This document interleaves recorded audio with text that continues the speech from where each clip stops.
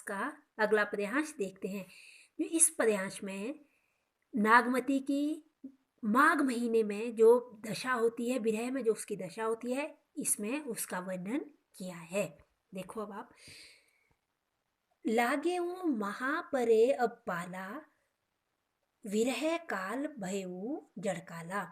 क्या कहती हैं कि अब माघ महीना लग गया है, पहले हमने 2 महीनों में पढ़ लिया, अब इस महीने में उसके पति के वियोग में क्या दशा होती है। देखो, लागे माघ, क्या कहती है कि माघ का महीना लग गया है, पर अब पाला पड़ना शुरू हो गया है। माघ महीना लग गया है, पर अब पाला पड़ना शुरू हो गया है। विरह काला भयऊ जड़ काला, जड़ काला होता है मृत्यु। अब वो कहती है कि जो विरह का समय है, काल समय, जो विरह का समय है, मुझे मृत्यु के समान लग रहा है।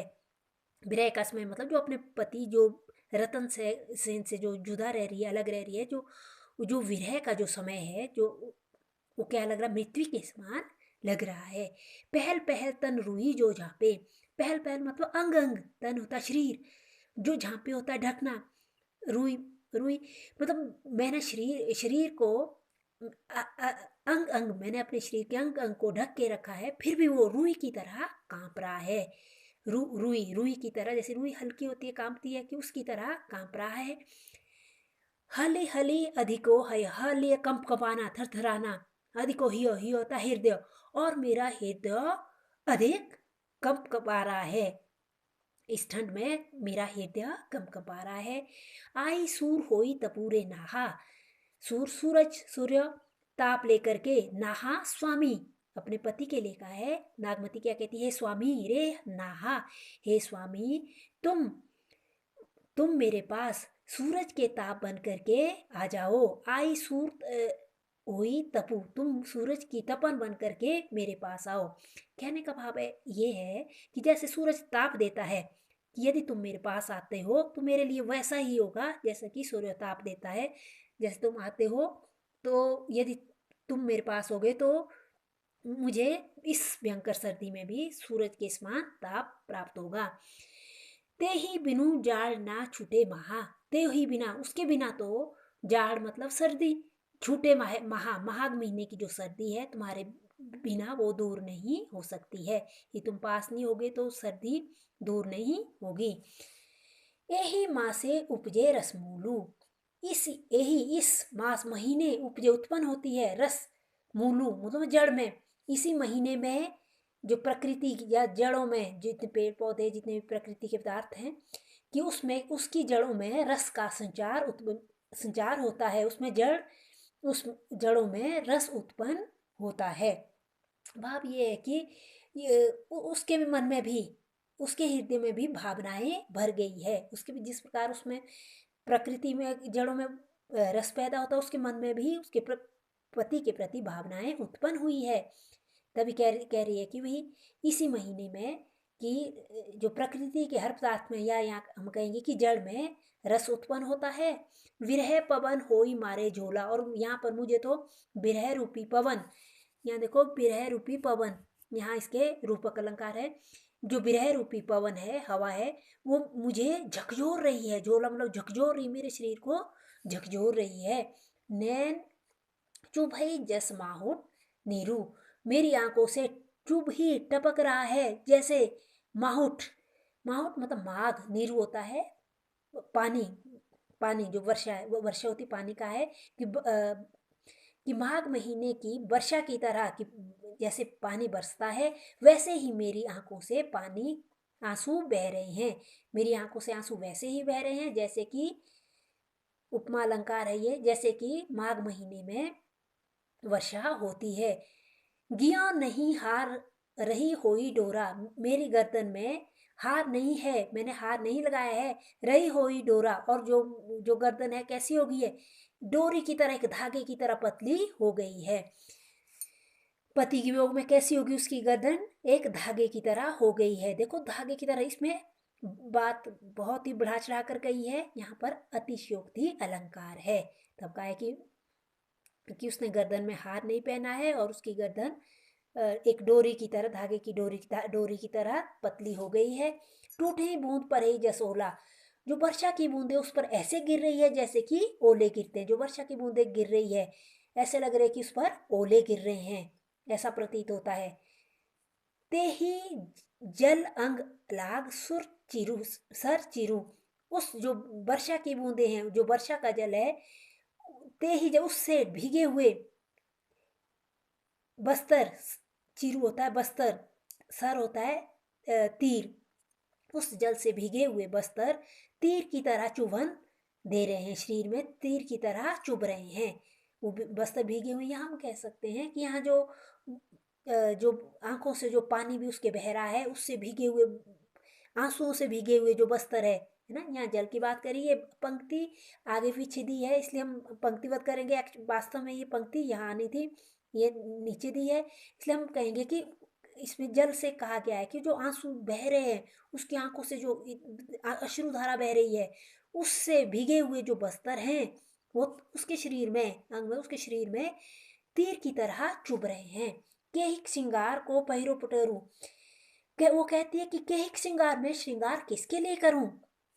पहिरो पटोरा, पटोरा मतलब रेशमी बस्तर, पहरा पहनना, मैं किसके लिए श्रृंगार करूं और किसके लिए रेशमी वस्त्र पहनूं, क्योंकि उसके पति तो समीप है नहीं। तब वो कहती है कि मैं किसके लिए श्रृंगार करूं और रेशमी वस्त्र किसके लिए पहनूं। तू तू सो भंवर मोर यौवन फूलू, तुम तो मेरे यौवन रूपी भंवरे के, यौवन रूपी फूल के, जो यौवन मतलब यौवन जवानी, तुम मेरे मोर, मेरे यौवन रूपी फूल के तुम भंवरे हो। यहाँ भी रूपक अलंकार है। उसने अपने पति को कहा है कि तुम तो मेरे यौवन रूपी फूल के, अपने यौवन को फूल कहा है कि तुम ही तो भंवरे हो।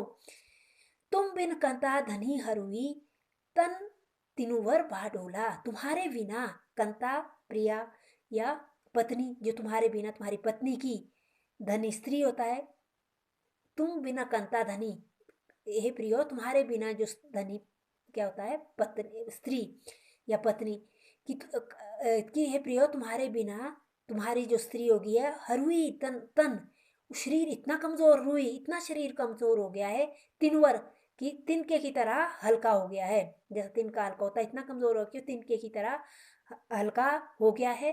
भाडोला जो इधर उधर हिलता हुआ दिखाई दे रहा है, इतना हल्का हो गया, पत्ते की तरह, तिनके की तरह हल्का हो गया, जो इधर उधर हिलता हुआ प्रतीत हो रहा है। तेही पर विरह जराई के चहे उड़ासा झोल, और तेही पर, उस पर जो विरह रूपी, जो विरह की आग है, मुझे जला करके राख कर देना चाहती है। तेही पर विरह जराई के चहे, और उस पर जो विरह रूपी आग है मुझे जलाना चाहती है, और जला करके राख करके मुझे उड़ा करके ले जाना चाहती है। चहे उड़ा झोल, धूल को उड़ा करके ले जाना चाहती है। इसमें हमने देखा, एक बार फिर से देख लो आप कि माघ महीने में पाला पड़ना शुरू हो जाता है, और इस समय जो विरह का समय है उसको मृत्यु के समान लगता है, और उसका शरीर जो गर्म वस्त्र से ढका हुआ है फिर भी रुई की तरह कांपता है, और उसका जो हृदय है अधिक सर्दी के कारण कांपने लगता है। और वो अपने पति से कहती है कि तुम सूरज की तरह ताप लेकर मेरे पास आ जाओ, हे स्वामी तुम सूरज की तरह ताप लेकर मेरे पास आ जाओ, तुम्हारे बिना ये सर्दी दूर नहीं हो सकती है।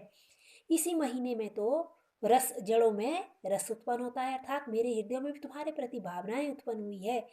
विरह रूपी पवन तुम मेरे शरीर को झकझोर रही है, नैनों से ऐसे आंसू की धारा बह रही है जैसे कि माघ महीने में वर्षा होती है, वर्षा की धारा बहती है। और मेरी गर्दन में हार नहीं है, और मेरी जो गर्दन है डोरी की तरह पतली हो गई है। टूटे बूंद पर ही जैसे, और वर्षा की बूंदे मेरे शरीर पर ऐसे गिर रही है, ऐसे लग रहा है जो मेरे शरीर पर वर्षा की बूंदे गिर रही है जैसे कि मुझ पर ओले गिर रहे हैं। और उस जल से, और उस जल से या अश्रु जल से या उस जल से भीगे हुए बस्तर मेरे शरीर में तीर की तरह चुभ रहे हैं। मैं तुम्हारे बिना मैं किसके लिए श्रृंगार करूं और किसके लिए रेशमी वस्त्र पहनूं। तुम ही तो मेरे यौवन रूपी फूल के भंवरे हो। तुम्हारे बिना, तुम्हारे वियोग में हे प्रियो, तुम्हारे वियोग में तुम्हारी पत्नी बहुत कमजोर हो गई है, वो तिनके के समान हल्की हो गई है, तिनके के समान हल्की हो गई है, जो इधर इधर उधर हिलती प्रतीत होती है। और उस पर ये विरह रूपी जो आग है मुझे जला ही के चाहे चाहना चाहती है, मुझे जलाना चाहती है, और फिर उस जला करके राख करना चाहती है, और उसे उड़ा करके ले जाना चाहती है। विशेष में कुछ एक बातें वैसी है जैसे हमने पिछले दो में पढ़ा कि देखो भाषा वही अवधि है, तत्सम शब्दों का प्रयोग हुआ है, और छुपाई और दोहा छंद का प्रयोग हुआ है, और वियोग रस है, और वियोग रस है। इसके अलावा देखो अतिशयोक्ति अलंकार तो इसमें है ही है, जो बात बढ़ा चढ़ा कर कही गई है हर जगह। और साथ में देखो पौ पौ, पहल पहल, हली हली शब्दों की आवृत्ति है, पुनरुक्ति प्रकाश अलंकार। जस, यहाँ पर भी देखो जस जैसे उपमा अलंकार है, तुलना की गई है इसमें उपमा। बिरह रूपी पवन, यौवन रूपी फूल, यहाँ पर रूपक अलंकार है। और यहाँ त की आवृत्ति है, यहाँ पर अनुप्रास अलंकार है। देखो आप इसमें सभी विशेष बिंदु में ये सारी बातें लिखनी है। जब भी काव्य सौंदर्य पूछा जाता है उसमें भी ये बात लिखनी होती है। संगीतात्मकता है, और इसमें आपने प्रसंग वैसे ही लिखना है, व्याख्या करनी है, और विशेष में ये सारी बातें आपने लिखनी है।